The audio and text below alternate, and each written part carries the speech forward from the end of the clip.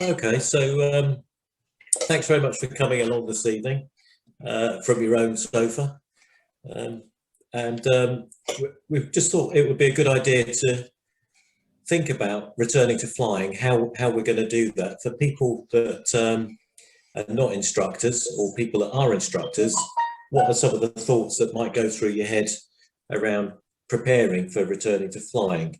And it's been quite a long layoff. I've certainly had 6 months myself between since I last flew. I looked in my logbook. It was September since I last flew, so it's quite a while. So we put together this talk.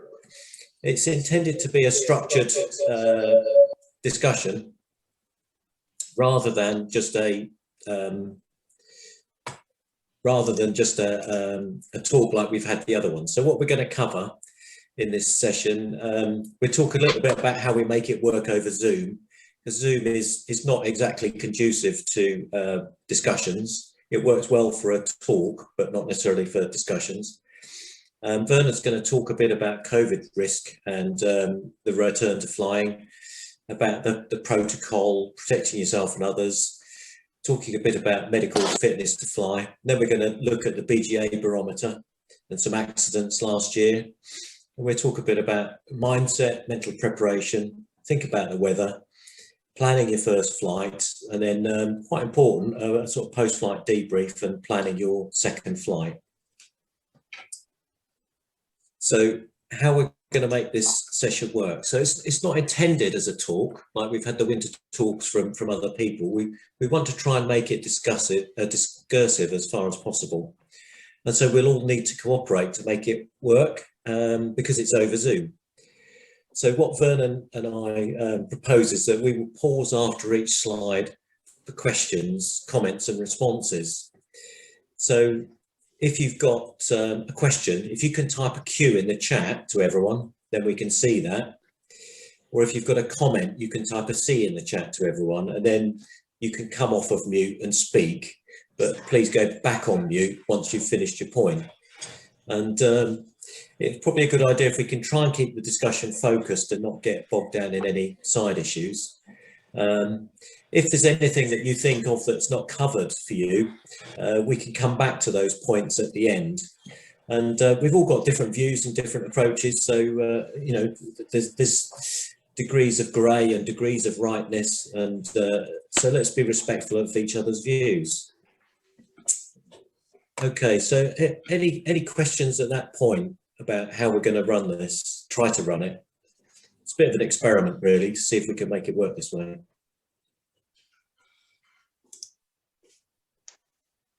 No? Okay. So I'll move on then to hand over to you, Vernon. Okay. Well, obviously, I'm not an expert on COVID. It was invented since I stopped being a GP. But from what I can see, you know, thinking about the risk of COVID to us as individuals, it's probably now relatively low. The evidence shows that the vaccinations are very effective. Since I scribbled these notes, the Scottish results on the AstraZeneca vaccine have come out and suggest that a single vaccine is 100% effective at preventing hospital admission and death, which is obviously jolly good. They're about 2/3 to 3/4 effective at preventing people catching it and transmitting it. And you get slightly different results in different studies. But these are all studies of large numbers of people.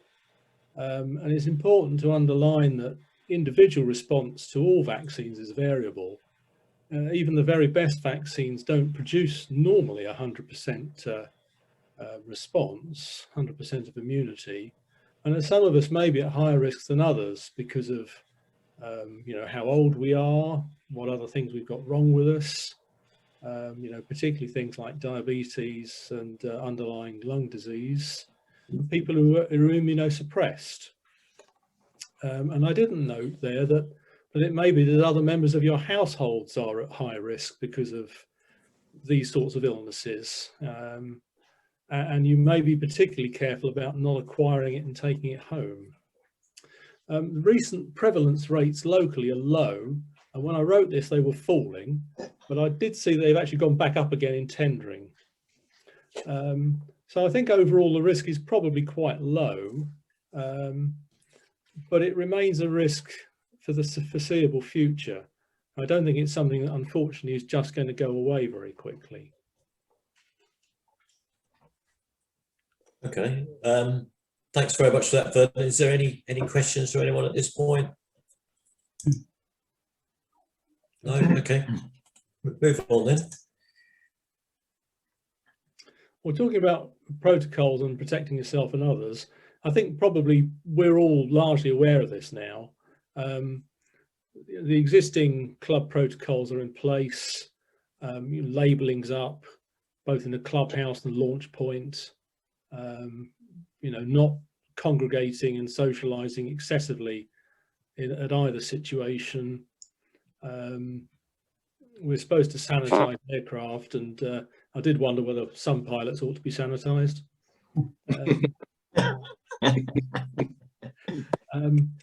At the moment, as I understand it, the timetable is from Monday we'll be restarting solo flying as appropriate, but we remain with the social distancing rules. From the 12th of April, flight training and flying with instructors can restart if both parties are happy to do so. But again, we remain with social distancing, masks, certainly if you're within 2 meters of people, not supposed to have outdoor gatherings of 6 people or more. These may change, the government may change the rules. And it looks like these may be reduced further from mid-May, and potentially all the current limits removed on 21st of June. But to be fair to the policymakers, no one's got a crystal ball, and we don't know what the situation is going to look like really in a couple of weeks' time, let alone a couple of months' time. So this can only be this government's roadmap can only be a guideline. As we've seen on the continent at the moment, things there are really not going very well. We've seen the problems that the Kent variant caused. If somebody invents the Brussels variant, that potentially could cause us more problems here in the UK. Okay. Controversial. Any questions at that point? There's a comment from Mike. Yeah, thanks, Andreas, for spotting it. Work the C and the Q. I just wanted to jump in a little bit on sanitising aircraft. I mean, since we last flew, we've added a virus screen to the Grob 103, and I'm about to put a temporary airspeed indicator back in the PERCOS. In both cases, please can I ask members not to spray either the COVID screen or this temporary airspeed indicator in the PERCOS with alcohol-based sprays. We scraped up the screen in K21 very quickly after it was introduced. The Grob screen is new at the moment and there isn't a mark on it. So please, be careful about sanitising sprays on the screens. If they're dirty, clean them with plexus like you would a canopy. This going to the temporary ASI for the it's a different ASI because of the problems I created doing the S100 presentation. It has all the speed marks on it, but they're only tape stuck on the glass. So if you soak it with alcohol-based sanitizer, the tape will come off. So just be aware of those two things. And as previously, avoid sanitizer on parachute straps and seat belts, please. Right, thanks very much for that, Mike. That's helpful. I see there's a comment from Steve as well. Yeah, I'm going to have to come in with one or two comments as we go through. I received an email today from Pete Stratton at the BGA, and it includes the whole set of regulations, about 100 pages, which were published apparently today by the government. I haven't been through it all yet, but Pete has pointed out one thing to us, and that is from the 29th of March, the social distancing rules that Vernon mentions, and Vernon won't have seen this, of course, include the rule of 6. So we are going to have to set a limit of people. Well, I mean, we did this before, but they've asked us to reinforce this. So we'll have to set a limit of maximum 6 people anywhere on the airfield. So that, I mean, that's 6 at the launch points, or 6 at the winch, for example. So we just need to watch that, particularly at the launch point. I think we shouldn't have more than 6 people at the launch point. Right, thanks very much, Steve. That's helpful. Vernon, you happy to move on? Yep, sure. Yeah.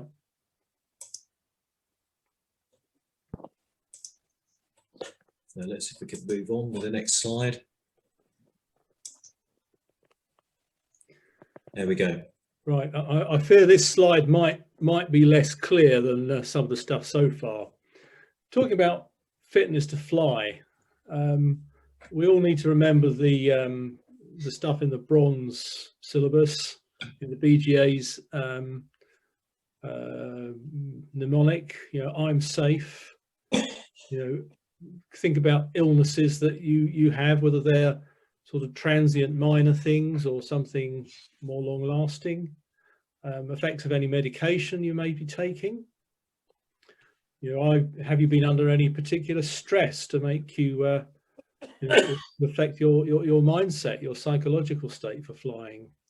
Obviously, alcohol, fatigue. Are you knackered? Emotion. You know, have you been very upset by perhaps being dumped by 2 consecutive launches about 3 feet off the ground, as happened to one of us today? Medical certification. I wasn't very upset. This is a very difficult area, and I don't think the CAA have performed at all well recently. The current position is uncertain, and it may be that some revision is about to be produced by the CAA. I know that the BGA and the Light Aircraft Association and the Microlight people have been in discussions with the CAA, but at the moment the current BGA rules about you know, paperwork for medical fitness to fly remain in place until this December. We don't at the moment have to have a CAA issued sailplane pilot's license. I applied for mine coincidentally, I think it was the 8th of December 2020, and it came through the post yesterday. I saw on the web chat that Eddie Smith got his back in a month. And going forward, when we all have SPLs, these will need to be supported by some form of medical certification. Those of us who hold a class 1, class 2 or LAPL medical, that's fine, you're covered. The area that's proving particularly confusing and controversial is around the CAA's online pilot medical declaration. As I'm sure we're probably all aware, this is in theory a very good thing. All you have to do is go onto the CAA's site, or I think a portal is going to be produced very shortly, and you declare on this that you meet the current driving standards for car driving. And that sounds very straightforward and simple. And this system has been in existence for about 5 years and has been very successful. And in the past, there were 2 tiers of medical declaration. One for fitness to fly aircraft up to 2,000 kilograms, both power, well, it's only applied to powered aircraft up until now, with up to 3 passengers. And providing you held any EU car license and you weren't on psychiatric medication, you could declare your own fitness and you were good to go.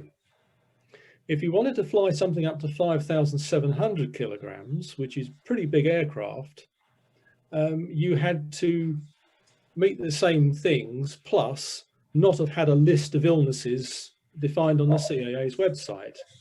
And these include things like any history of fits, seizures, blackouts, heart problems. There's a whole list of them. And we all thought that this was going to be good news for the gliding community, and that we'd all just have to meet the 2,000 kilogram standard, which is, you know, a pretty low bar. But unfortunately, as this has appeared to date, to support the SPL, you have to meet the 5,700 kilogram regulations. And these are both quite restrictive and very badly worded. I think the hope is that this will get reviewed and revised, and that the CAA will go back to what we had previously, and that there'll be two categories up to 2,000 kilograms, which at the moment you can still use if you're flying permit aircraft, you know, vintage power aircraft like Osters and Piper Cubs and that sort of thing. It's the just not beyond psychiatric medication limit. But for everything else, including gliders, you have to meet the 5,700 kilogram standards. So we're waiting to see if that gets revised. At the moment, if you are able to make a pilot medical declaration online, if you meet those standards, you don't need to go and get a LAPL medical or a Class 2 medical from an aeromedical examiner to convert from your BGA certification to the SPL. You can make the application just holding a PMD. But after December 21, newly qualified pilots, even if they can meet the 5,700 kilo standards, won't be able to use that to apply for their first license. You will have to hold a proper medical certificate, if you like, a Class 2 or a LAPL medical certificate, before you can be given your license, even though thereafter you can continue on a medical declaration. So I think it's a fair summary to say that the situation is not great at the moment. It's a right muddle. The CAA have not really performed very impressively with this. They are about to introduce a new computer system, which cynically will probably be a further catastrophe for another 6 months. But it may be that they're going to unveil a much more satisfactory set of arrangements, which allows the vast majority of us to fly using the medical declaration and without having to go to the trouble and expense of having an AME issued certificate.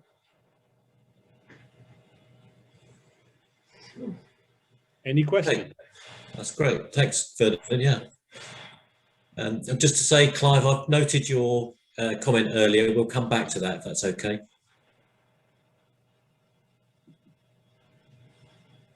Yeah, that's fine. Okay. Shall we move on then, Vernon? Yep, please.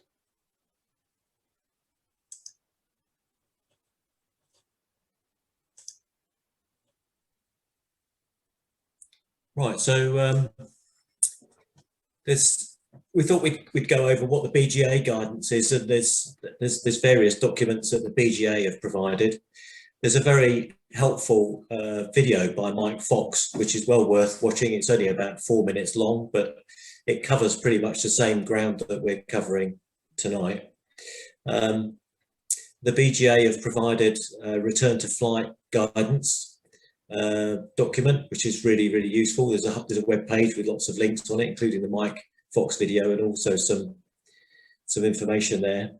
There's also a link to a COVID currency. There's an S&G article, which some of you may have read anyway in S&G, but it's available from the BGA website. So there's quite a lot of information there on their website, and it also includes the pilot currency barometer, which I've put on the slide, but it's probably the writing is so small you can't read it all. But I would definitely recommend that you go and have a look at it and think about some of the factors that could be influential in your return to flying.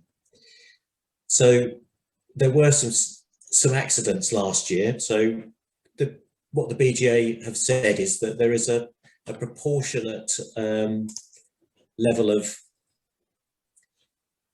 there's a proportionate level of accidents relative to the amount of flying. So last year, obviously, because we had COVID, there was less flying, but there was still a similar number of accidents relative to that level of flying. But what it appears is that some of the accidents that happened last year were more serious. So although there was the same level of accident, some of them were more serious. So in particular, there were 3 spinning incidents, and there's one fatal, which is subject to an AAIB investigation, and that's thought likely to be called a spinning in accident as well. And what Mike Fox says, which I think is probably quite relevant, is it's probably due to people being overloaded with work, and they're not thinking about their speed they're flying or their attitude, or they're not ruddering, they're over ruddering.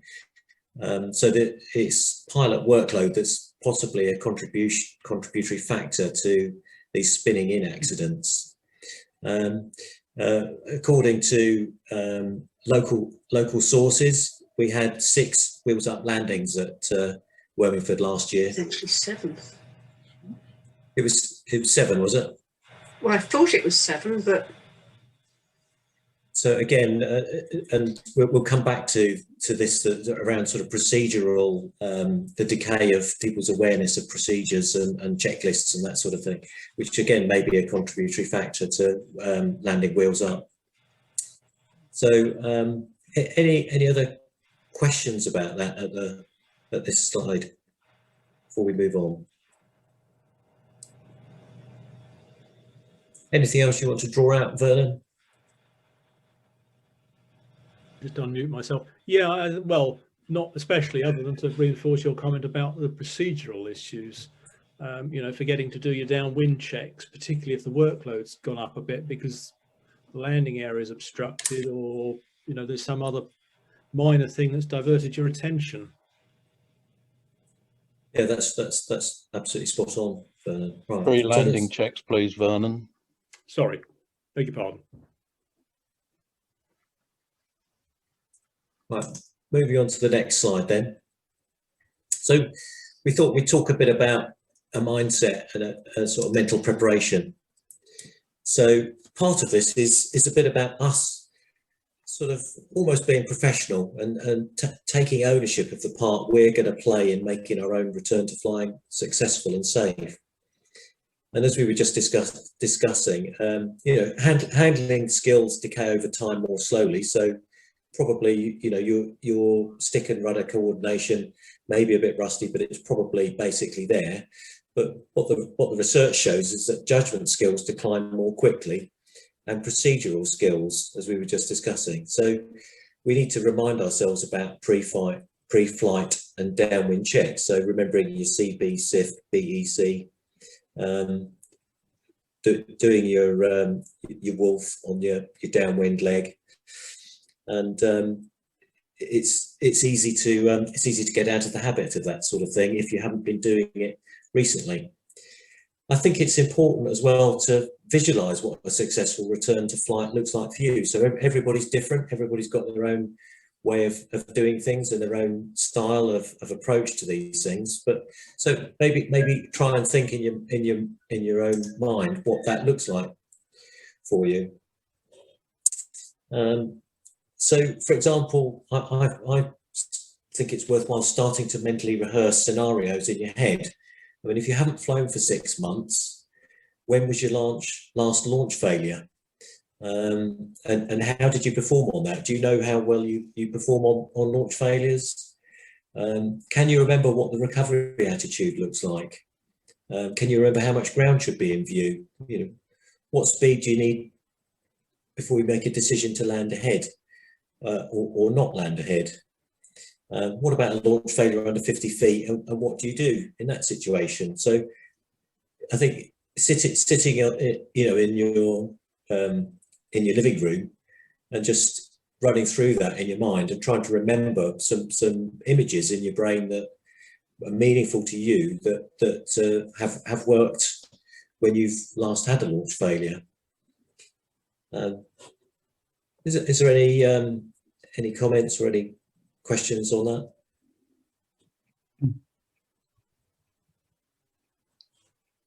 No. Okay. So moving on to sort of mindset, the next slide, mindset and preparation. You know, thinking about the weather and what are the safe limits for me at the top of my game, and what are they when I'm a bit rusty. So planning my first flight after layoff, probably it's going to be a nice steady circuit and a landing. But you're also going to think, well, what about if is it soarable? If it's soarable, am I going to take a climb? How am I going to manage that? I think somebody's got the phone.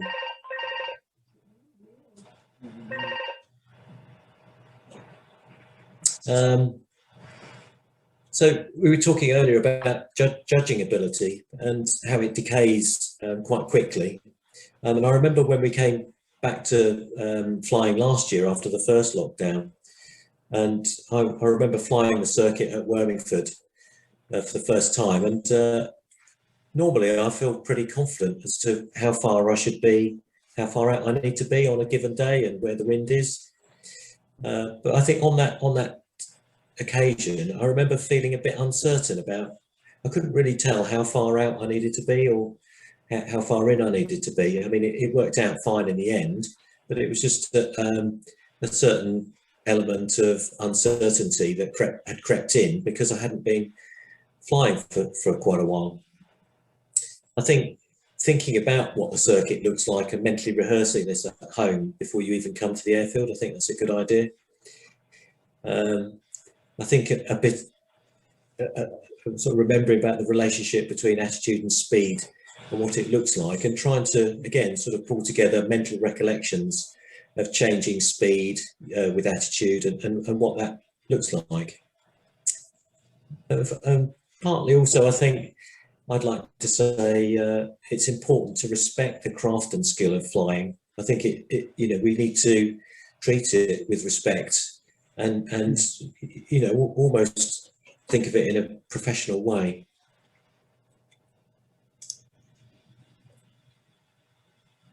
So any comments on that previous slide?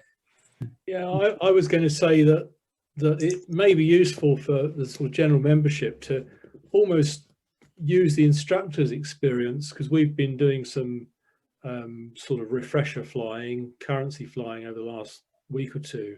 You know, how it's been for us. Many of the instructors, you know, have thousands and thousands and thousands of hours. You know, I'm not one of them. I'm reasonably experienced, but not like, you know, some of us are. And I have to admit, you know, I was a bit apprehensive before the first launch. I don't think anybody should be ashamed or, you know, have any kind of false bravado about being really fairly cautious about you know, the first flight or two, and being really quite conservative and quite careful and deliberately giving themselves big margins and making things easy. I mean, one of the troubles with gliding, particularly with winch launching, is that you kind of do the most difficult bit first. If you could go and have a nice soaring bit and float around for half an hour and then do the landing and then do the takeoff, you know, that would be ideal, but it's not like that. You have to do the first bit. You know, the winch launch is the first bit, and that's got a lot of potential for issues, and you haven't had a chance to familiarize yourself. So I think, you know, there's no shame in being careful and cautious with your first few flights. That's great. Thanks for that, Vernon. That's really helpful. Any other comments, or anybody want to say anything? No. Okay. Let's move on to the weather then.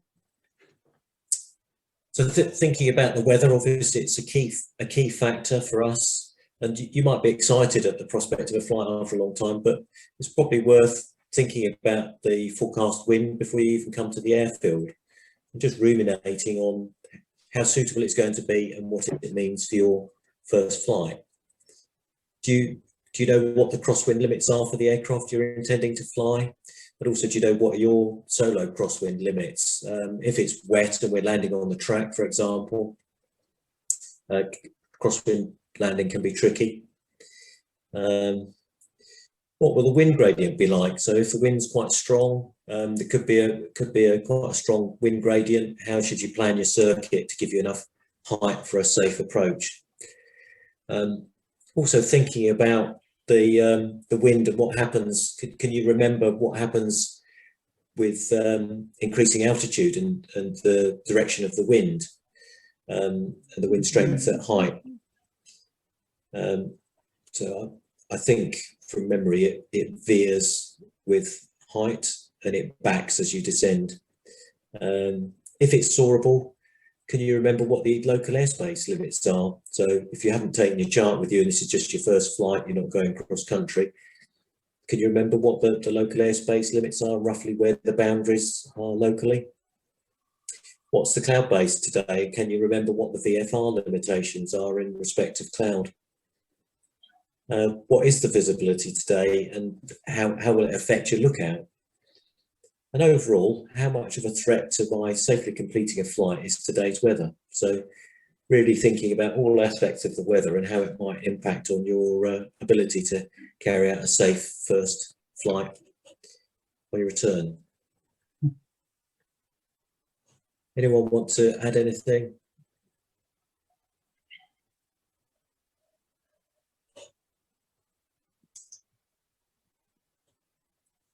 Okay, so planning your first flight after the layoff. So having thought about all of those things, the previous considerations, maybe setting yourself for some objectives for your first flight. So thinking about what's going to increase your workload on the first flight and what can you do to manage this.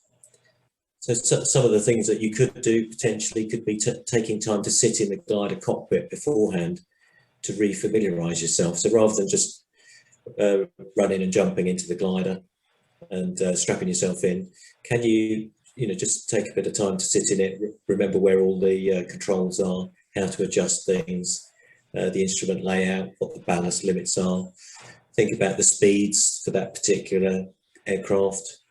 Can you remember how to do up the parachute properly and deploy it if you needed to in an emergency? And what happens if you had a mid-air collision on your first flight? Could you remember where the canopy emergency release is? So it's worth sort of preparing for all those things. And are you going to be flying your own glider or are you going to be flying a club glider? And can you think about the particular glider you're flying and whether it has any quirks or idiosyncrasies that might catch you out? Any particular things about air brakes getting sucked out, for example, or trim. What about the grob? If you haven't flown the grob for a while, you might think about the fact that the wings are set quite low down on the fuselage and they're quite long, and you haven't got on a winch launch, you haven't got many degrees either side before you need to pull the bung. Taking time again, I think gaining a briefing from the duty instructor on the conditions on the day, what the preferred circuit is, what's the runway condition, is it nice and firm or is it soft, are there soft bits, are there any ruts, thinking about the landing area, thinking about the wind direction and any gusts and curl over. I'm sure we've all experienced rotor from the gas plant on a strong southwesterly. And thinking about eventualities, so taking time to think about this, perhaps even before you get in the aircraft. What are your landing options going to be before, if there's a winch failure, a launch failure, or a cable break? And even if nothing goes wrong, make sure that you plan to land in a long, wide area that's nowhere near the launch point or another glider. And I think there's a point about self-briefing as well. So just thinking it through and connecting with the previous mental rehearsals that we discussed earlier. So just rehearsing those things and bringing them into consciousness as you're preparing for your first flight. Anything anyone wants to add at that point?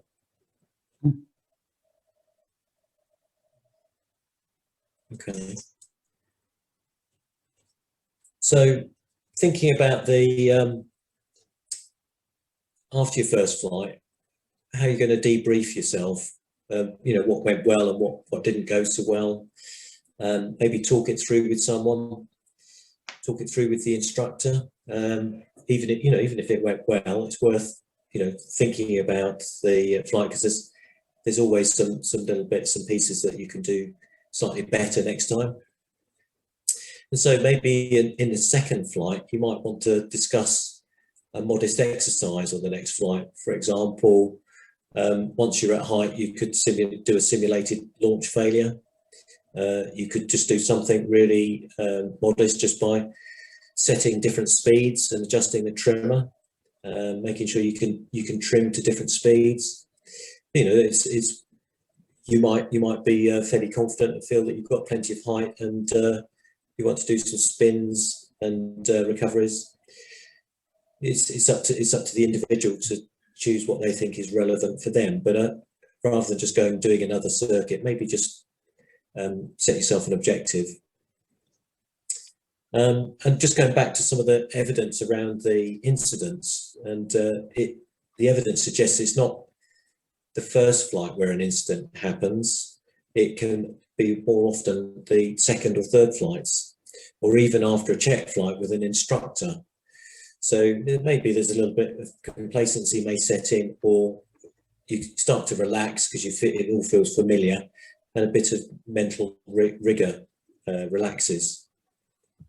So that's, again, something to guard against. So any comments on that side? No? Okay. So I think that's it then. So in the slide deck there are some links. So these are all links that. So what I'll do is I'll send this on to Steve and ask him to send it out by email. I think Alan Lentil shared one of these links on the WhatsApp group, so which is quite good. The Gasco return to flying briefing. Let's come out of that then and see what thoughts anybody's got about their return to flight.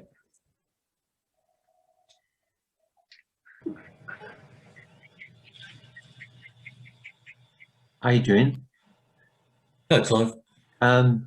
can I go back to the launch point thing? Sure. Would it not be pertinent to remain with the rule of one person in the launch point at any one time in the van, being in an enclosed space, rather than 6 people including inside, 6 people outside, but only one inside the launch point? Can I answer that, Adrian? Yeah, sure. Go ahead, Steve. That is the rule, Clive. Right, yeah, but when then was talking about it, it sort of implied to me that it was going to be 6 people anywhere, but I agree we should keep to the one person inside. Sorry if I misled you. It should be. It's not clearly defined in the legislation. I have looked at the legislation since I got home tonight, and like a lot of things, it's not clearly defined. But yeah, indoors we're not allowed mixing, so it is one person only inside the launch point.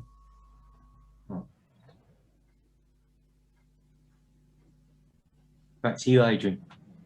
Okay, thanks, Clive. Adrian, Hello, Paul.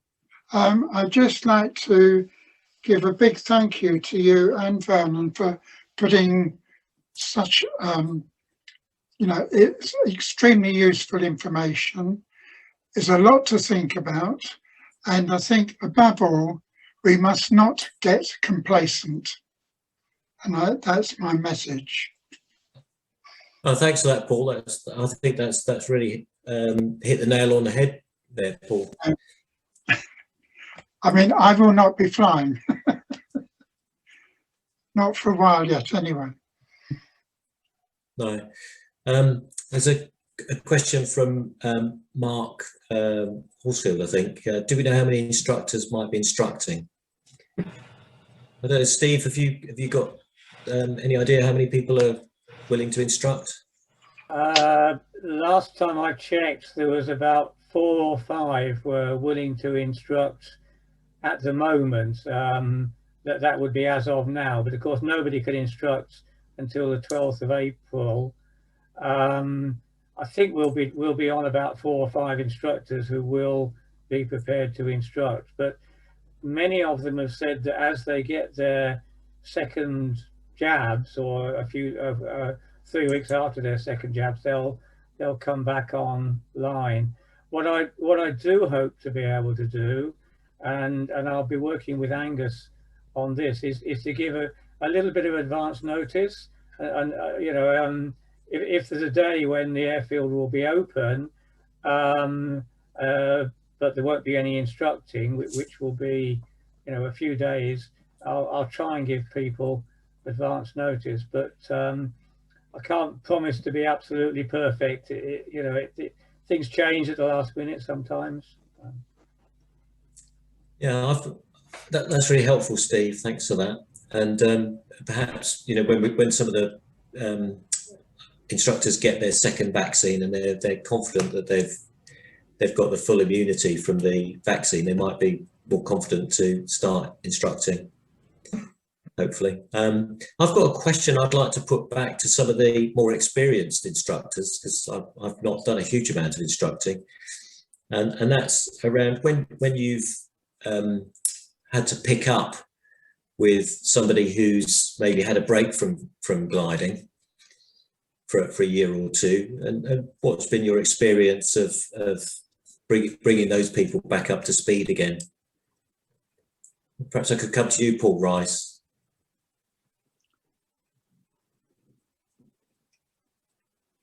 Gone to sleep. I'm not really sure, because under normal circumstances, you see, it is quite a long time, but then again, we have quite a few members who never fly over the winter anyway. So some people normally give up at the end of September and don't come back until March or April, and they get checked out, and it depends on their experience as to how much we need to, well, you know, we need to try and get away from saying check flights, because, you know, they're re-instructor flights, if you like. We're not just checking them as such. We're trying to get them up to speed, and not checking to find faults. But of course, there will be faults that we do pick up. Yeah, that's good. That's good. Jonathan, have you got any thoughts about you know, sort of retraining people who've had a long layoff? Nothing specifically about a long layoff, but generally, I'll echo what Vernon has already said, which is that when you come back to flying after a break, you're flying. Well, I noticed myself that my first flight was not to a standard that I would have liked it to be.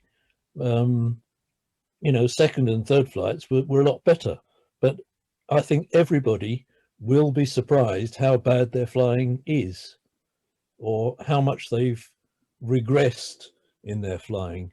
When you're instructing somebody that's coming back to flying, you have to be, as the instructor, you have to be very aware that although that person is apparently competent, they may make a stupid mistake at any time. So you do have to be ready to take over at the critical times of takeoff and landing, for instance.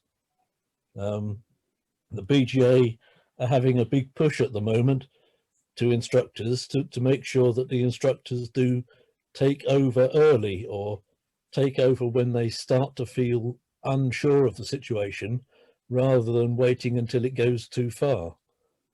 So I would underline that to any instructor and say, take over early, and then explain in a debrief why you took over. So that, and it's not an easy thing to do, but you just have to be prepared to say, I have control, and then explain why you did it. That's great. Thanks, Jonathan. That's a good recap of some of those thoughts. There's a comment from Andy Wells. Yeah, thanks, Adrian. Yeah, it was good to see the feedback on the incidents with the wheels up landings. And I always look in the back of the sailplane and gliding and see what people get wrong so that you can try and avoid it.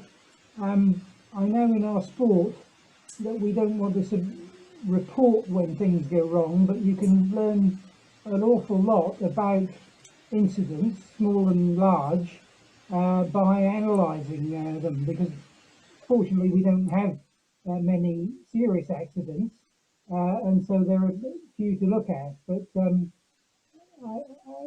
I know it's in the culture, but I'd encourage people to, just jot down on a bit of paper if there are any incidents, so that people can learn from them, and certainly anonymously. Thanks, Andy. That's some good reflections there. Can I just put in a one? Sure, go ahead. Yeah, going back to sanitising gliders every time we fly, I've seen on TV just recently something called Microban 25, and when you spray it onto things, it lasts, once it's dry, it lasts for 24 hours without any need to re-sanitise. I don't know if anybody else has heard about that product before. Have you, Mike, at all? No. It's not something I've heard of, Dave. It sounds interesting. Yeah, something I've heard of. Yeah, we've been on the TV. I've been trying to get hold of it, but it seems to be an American product, and I don't know, it must be available in this country because they wouldn't be advertising it on the TV. But I just wondered if we could probably try and get hold of something that will save all that sanitising every time we fly. It's just sprayed on in the morning and it lasts for 24 hours. What do you think of that, Mike? He's muted. Yeah, I've actually come across Microban 25, but in a really odd situation. You can buy it built into grout, that you grout your tiles in to stop your bathroom going black. But I've never seen it in a spray, which I guess is what this is. But I think the same guidance has to hold, that it's not approved for use on straps and parachutes. So even if we sourced it, I think we should be actually very careful about where we use it. I use it on the stick and on the air brake lever for sure. Other parts of the glider, I would be sceptical about spraying it around too liberally.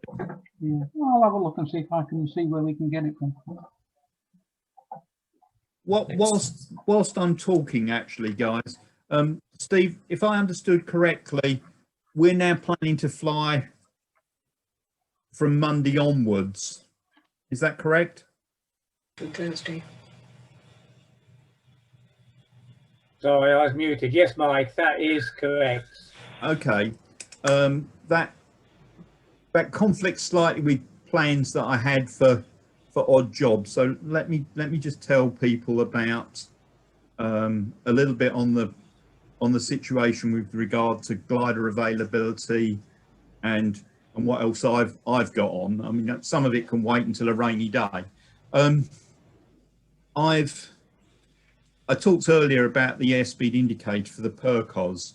That needs to be put back in, and then that glider is actually ready to fly. Although we're not starting instruction yet, that one could be available, well, pretty much as soon as I come up to the airfield to bolt the ASI back into it.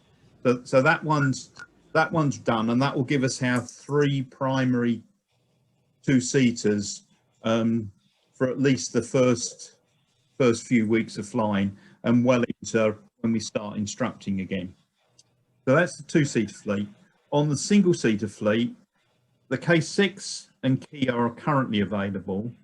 The ARC and the new instrument panel on HKM are all but finished, and we hope that they'll be done during this coming week. So that will give us 3 of the 4 single-seaters available too, which should be, I hope that will be enough gliders for everyone's enjoyment over, you know, as we get back to flying. On secondary issues, Steve reminded me of this the other day. The screen on the laptop for the launch point is now extremely badly damaged, and to rectify this, I'm trying to do something which is part of the introduction for the new log system, which is to install a screen in the launch point. But I obviously can't do that if we're flying with a minimum of 1 person in the launch point. So for the foreseeable future, until we get past this first week of 7-day operation, we're going to have to live with the laptop screen as it currently is. And as soon as we get some non-flying days, then I'll get on with resolving the screen at the launch point. What else have I got? Oh, I'm in the process of finally getting the new south-facing webcam, so that will go back into service shortly. I think that's all. Great, thanks for that, Mike.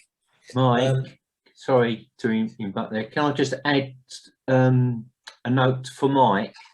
Yeah, I'm here, Clive. I'm sorry, I've sent you emails regarding. Yeah, I've seen it. Right. Okay, so we can converse later on about that. Yeah. Thanks. I've got a question from Simon Smith. Simon, do you want to?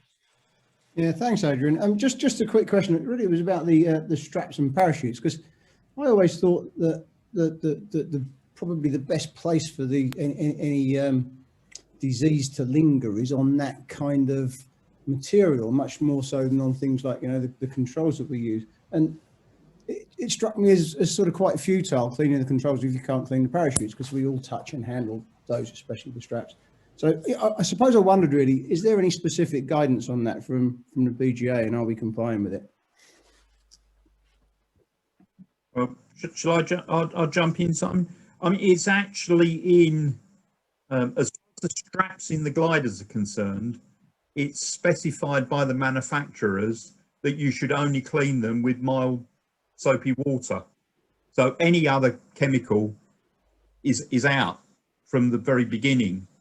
I don't think they originally thought about people hosing them down with sanitizer, but the fact they say only mild soapy water basically means any chemical they're concerned would accelerate degradation of the fabric.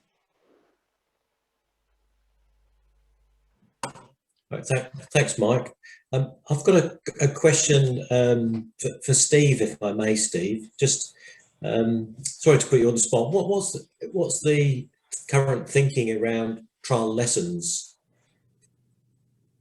If you're thinking about the timing, we did discuss that at a committee meeting a couple of weeks ago. We're now taking bookings again, and the bookings are from May the 17th. Part of the government roadmap gives us an indication that we can start doing trial lessons. It's basically to do with, I think, 6 people indoors and that sort of thing. So we've got bookings going on from the 17th of May. We actually have a commercial day on the 17th of May. That's a Monday, which Andy Frost, I hope, will be organising. At the moment, we've got quite a lot of bookings. We've got commercial days set up for May, June and July. Quite a lot of bookings for those, and weekend flying. We're not far off fully booked for end of May and June. Does that answer the question? Yeah, it does. I guess we just have to wait and see that the government continues to relax the restrictions according to the dates that they've set out. Yeah, well, we're crossing our fingers, and well, those dates are not going to come forward. If they go back, well, we'll have to move our dates back, and Teresa will need to phone people up and say, sorry, but we need to delay. Okay, thanks for that, Steve. There's a comment from Andy Booth. Yeah, I never thought the temperature device that we had at the gliding club was particularly effective. One of the things that I have found in the last week or two is that certainly in Chelmsford, you can go along to the park and ride place, just call in, and they will give you test kits. And I picked up 14 of those last week. In fact, I've picked up another 14 of those as well.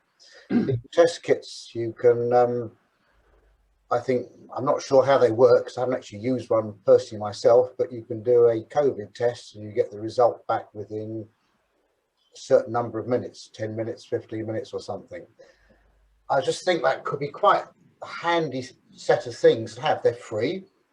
Not sure how many we can get hold of, but I thought packs of test kits at the gliding club might be a much more useful thing to have than the temperature gauge that we used to have, and might open the door a bit more for trial lessons. People all turn up there, they do their tests, they go in the plane or they go home, and it may be the same sort of thing that some of the members themselves think might be worth having around. But I just wonder whether we can get a few hundred of those for free. Well, for free, I've paid 35 billion already, I suppose, for them, but you know, get them free from the system.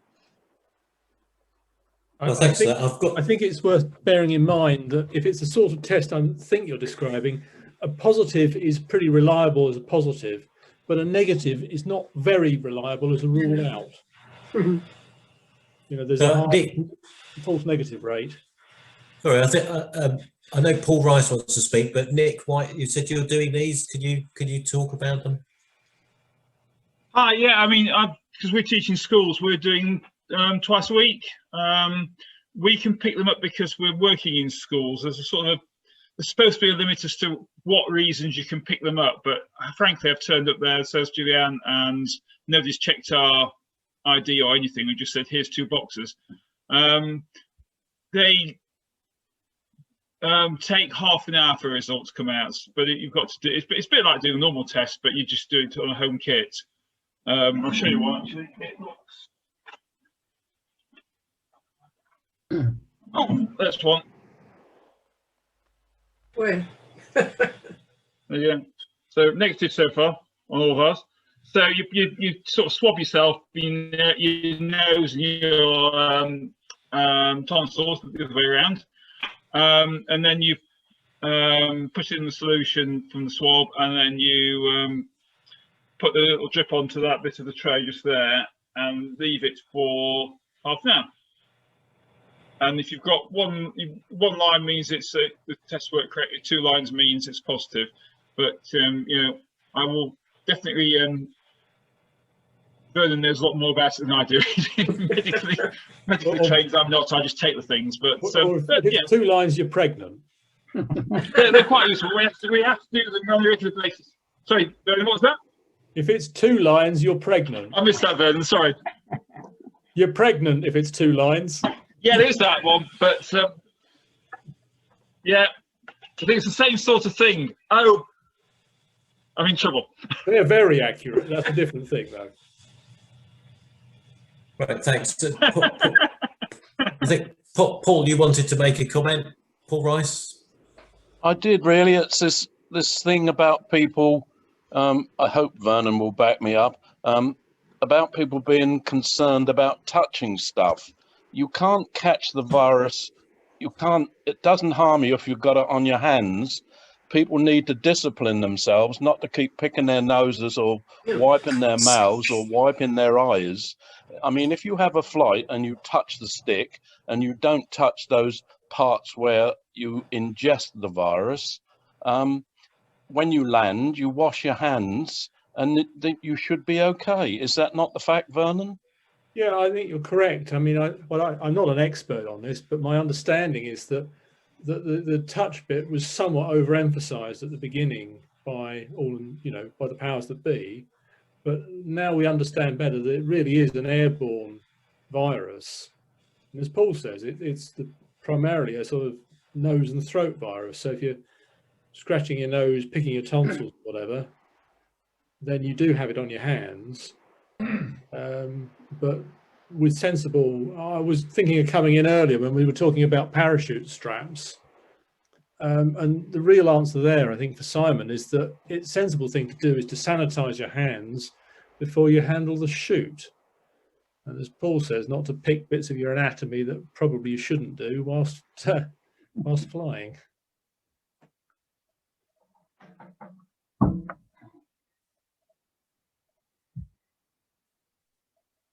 Right, so that's helpful to clarify around the trial lessons then, Steve. Hopefully, have we any thoughts about asking people about whether they've had a vaccine or not? We haven't.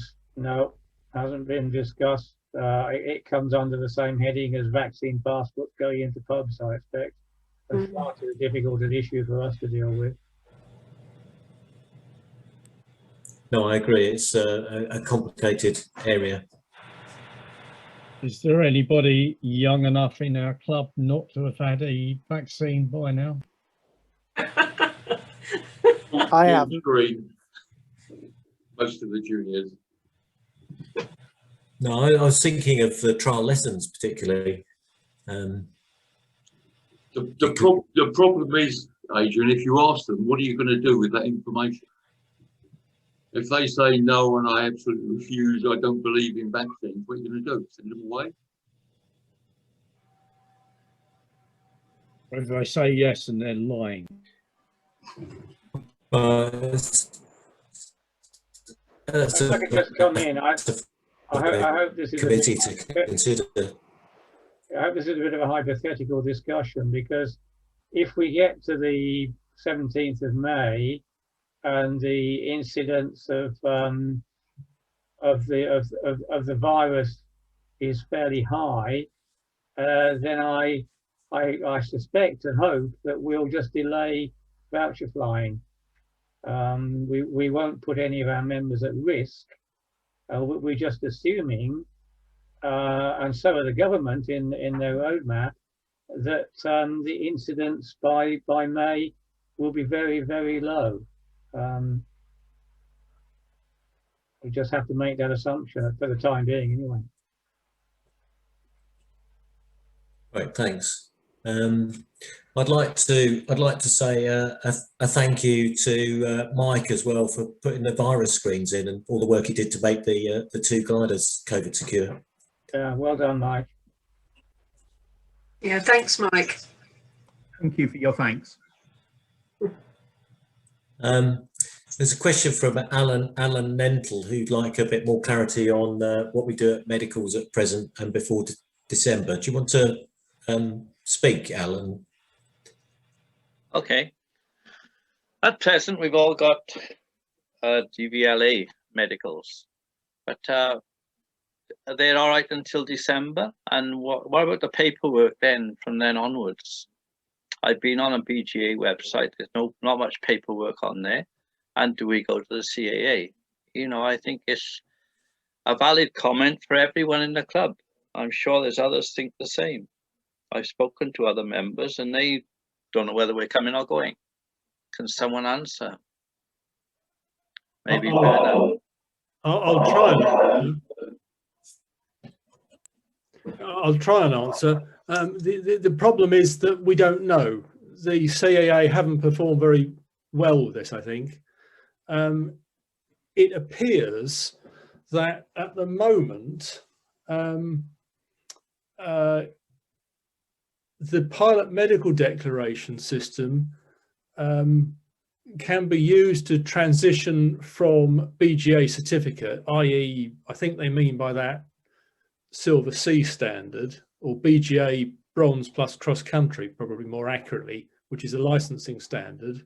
You can transition from that and make an SPL application supporting that with a pilot medical declaration or any of the AME issued certificates.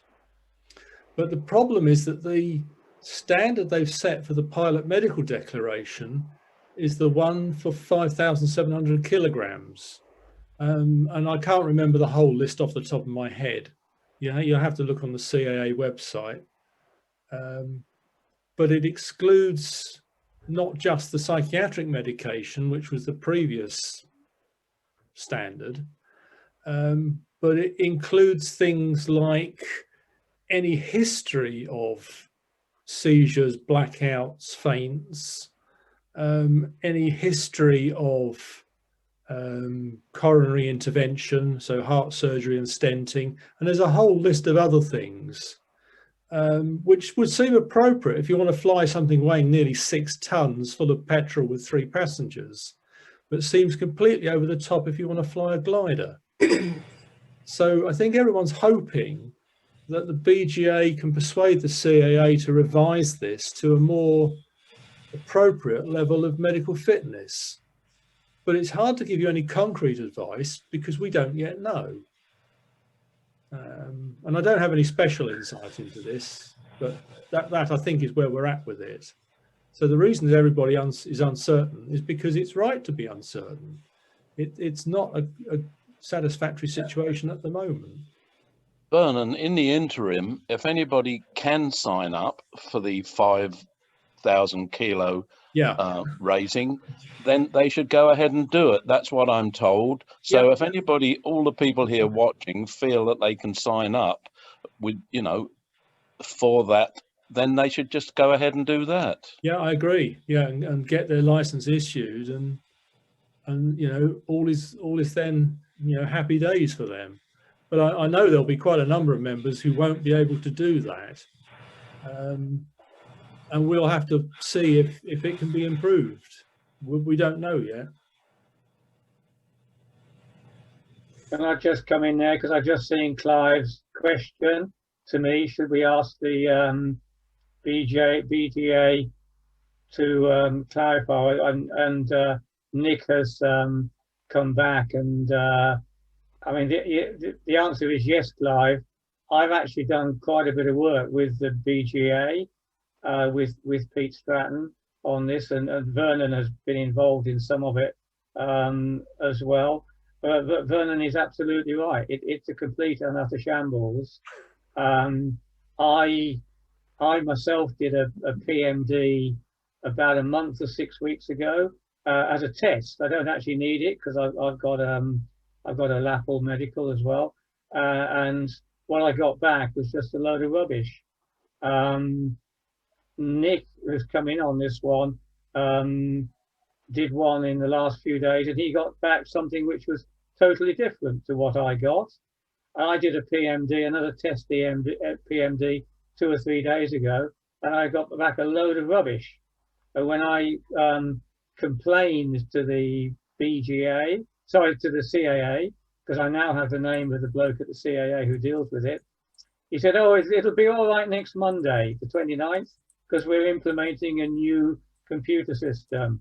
And hence that's the basis of the WhatsApp message I sent out a few days ago. But a few of you might be cynical about a CAA computer system fixing all problems.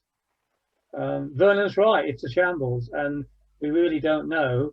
BGA are working on it. They're having meetings with the CAA, and we have to hope it's going to be sorted out in the next 5 months.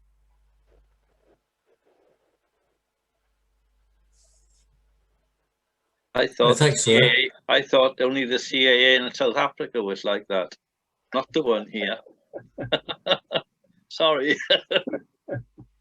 To be fair to the CAA for once, when I was at a meeting or an educational event when I was still working as an AME, they were quite clearly very happy with the self-declaration system, the old NPPL self-declaration system, where you had a countersigned piece of paper from your GP who didn't have to examine you. He just had to say that, as far as I'm aware, you know, this person's declaration is acceptable, you know, is okay.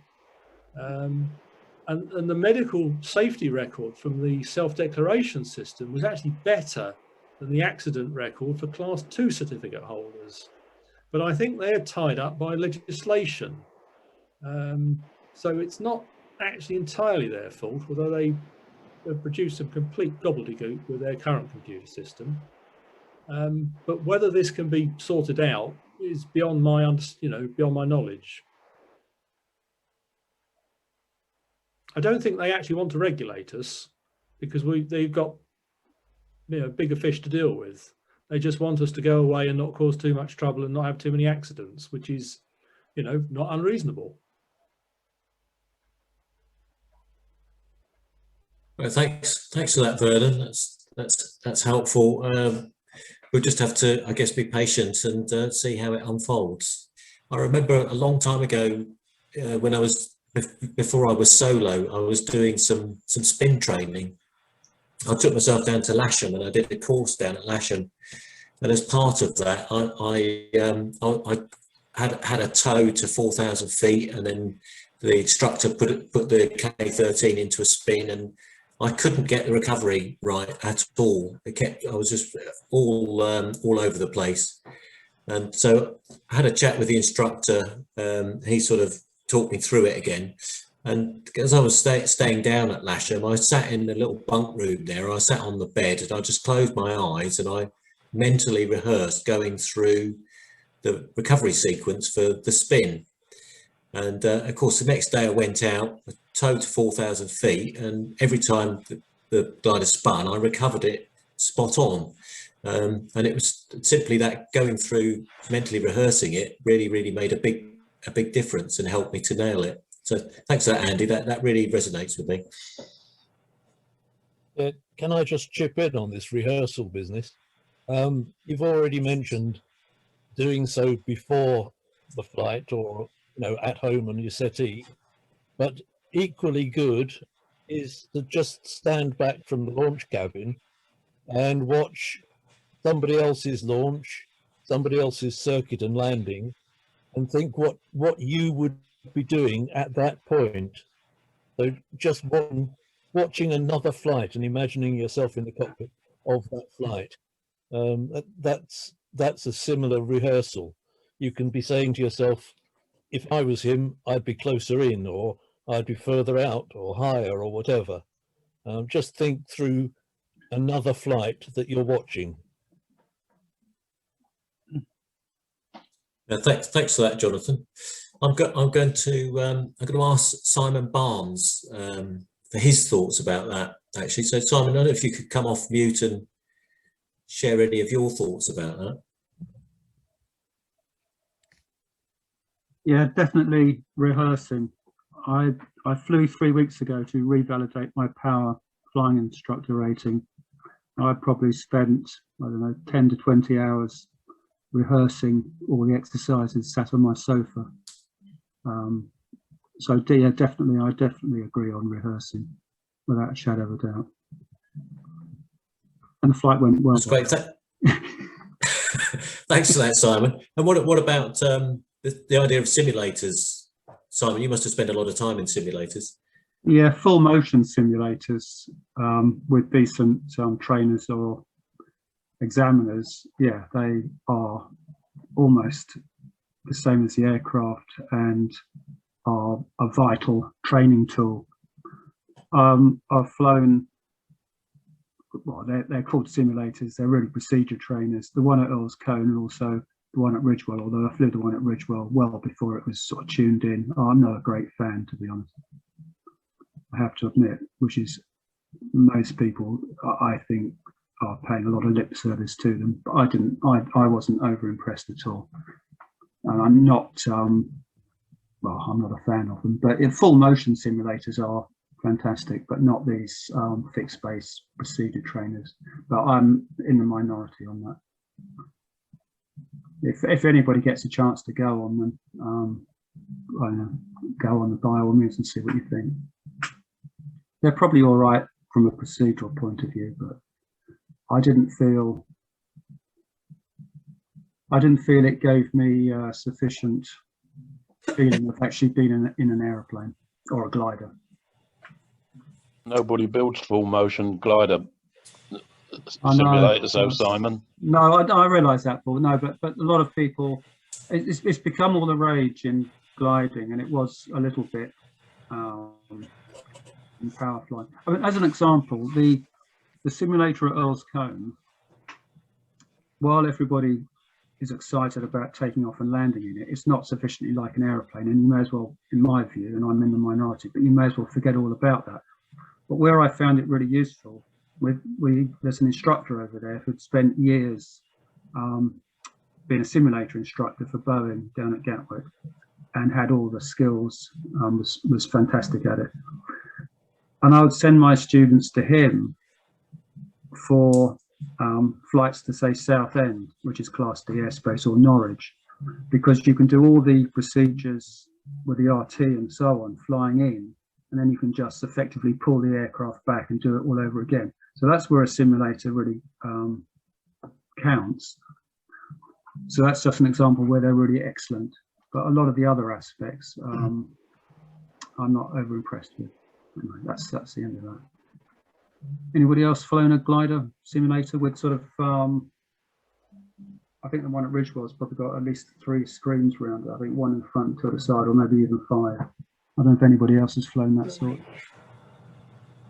I've flown at the Sudden Bank one, which is, yeah, 3 screens or projectors, and it's really nearly covering your whole area of view. But again, you don't get the feeling, you know, it's more like, what do I know, what I need to do, but it's not about how you don't get the feeling.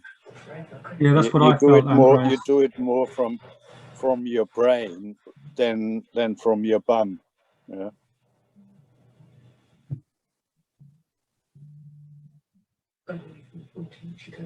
Thanks for that, and thanks for your thoughts, Simon. That's helpful.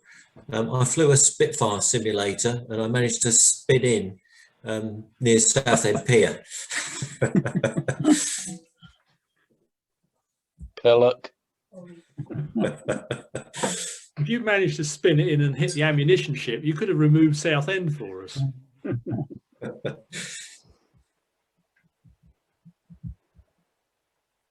Right, well, thanks very much, everyone. It's been useful for me to think about this and so on. I think preparing for this talk was helpful for me to think about my own return to flying. So I'd like to thank Vernon as well for his collaboration with me, and all the knowledge and expertise he brings around the medical matters, and his comments on preparing for flight as well. So thanks very much, everyone. I think I'm gonna go and make my tea now.